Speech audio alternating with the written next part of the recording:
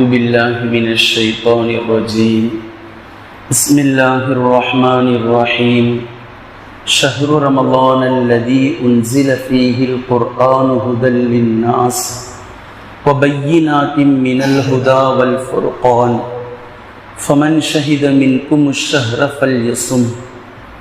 கண்ணியத்திற்குரிய அல்லாஹ்வின் அடியார்களே, இன்றைய தினம் ஒரு அழகான ஹதீஸை நாம் புரிந்து கொள்ள வேண்டும். அல்லாஹ்வின் தூதர் ஸல்லல்லாஹு அலைஹி வஸல்லம் அவர்கள் ஒரு முறை சபையில் இருக்கக்கூடிய நேரத்தில் நபி ஸல்லல்லாஹு அலைஹி வஸல்லம் அவர்கள் கூறினார்கள், மன் அஸ்பஹ மின்குமுல் யௌம ஸாயிமா, இன்றைய தினம் உங்களில் யார் நோன்பாளி என்று கேட்டார்கள். அப்போது நாங்கள் எல்லாம் அமைதியாக இருந்தோம். அபூ ஹுரைரா ரலியல்லாஹு அன்ஹு அவர்கள் இந்த ஹதீஸை அறிவிக்கிறார்கள்.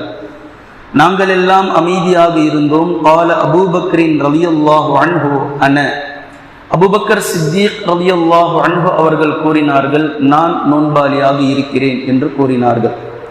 தொடர்ச்சியாக நபி ஸல்லல்லாஹு அலைஹி வஸல்லம் அவர்கள் கேட்டார்கள், கால ஃபமன் தபிஅ மின்குமுல் யௌம ஜனாஸத, இன்றைய தினம் உங்களில் ஜனாசாவை பின்தொடர்ந்தவர் யார் என்று கேட்டார்கள். அப்போது நாங்கள் மௌனமாக இருந்தோம். அபூபக்கர் சித்தீக் ரலியல்லாஹு அன்ஹு அவர்கள் கூறினார்கள், அன, நான் இன்றைய தினம் ஜனாசாவை பின்தொடர்ந்தேன்.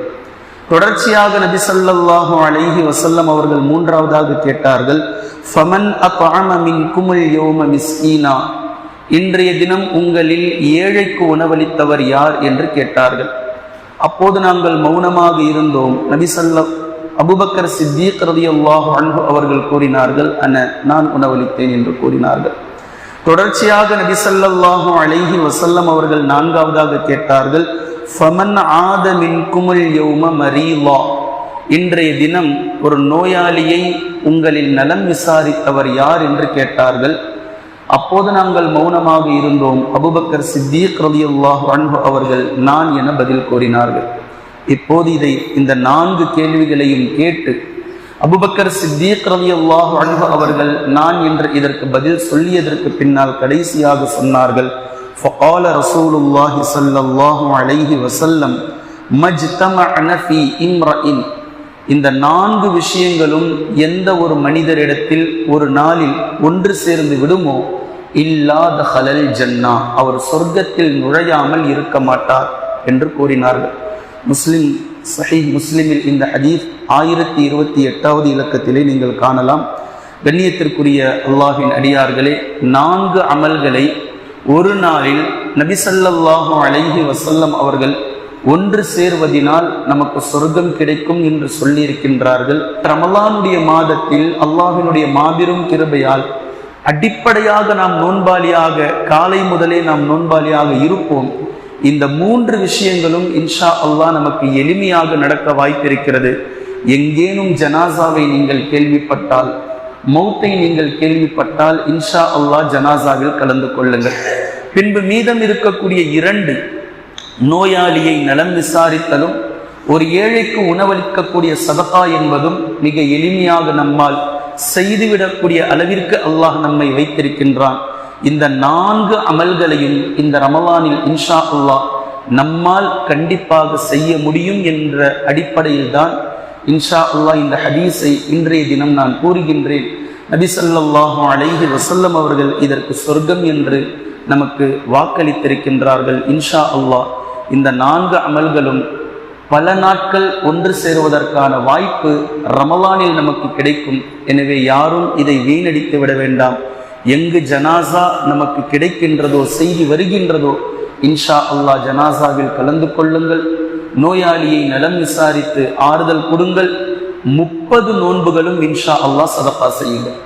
எந்த ஒரு நோன்பும் நம்மிடத்திலே இப்படி இருக்கக்கூடாது, சதகா செய்யாத நோன்பு இந்த நோன்பு என்று இருக்கக்கூடாது.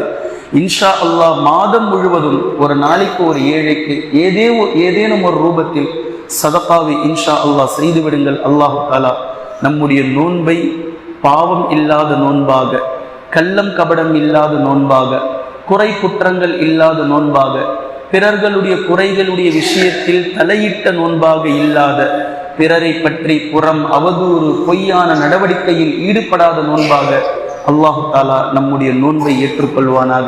இரண்டாவது மிக முக்கியமான விஷயம், ரமலான் இபாதத்துக்குரிய மாதம். வணக்க வழிபாட்டில் எவ்வளவு முடியுமோ அவ்வளவு உங்களை நீங்கள் ஈடுபடுத்திக் கொள்ளுங்கள்.